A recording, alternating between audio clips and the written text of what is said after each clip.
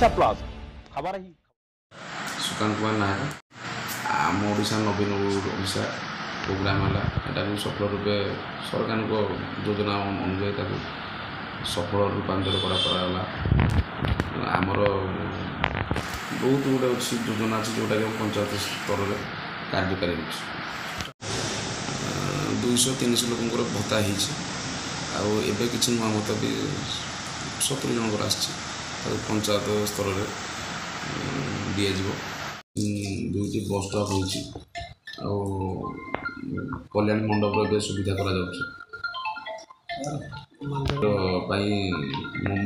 मंदिर सरकार किसी अनुदान राशि सहायता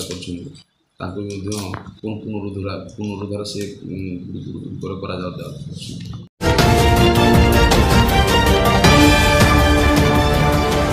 ओडिशा प्लस खबर ही।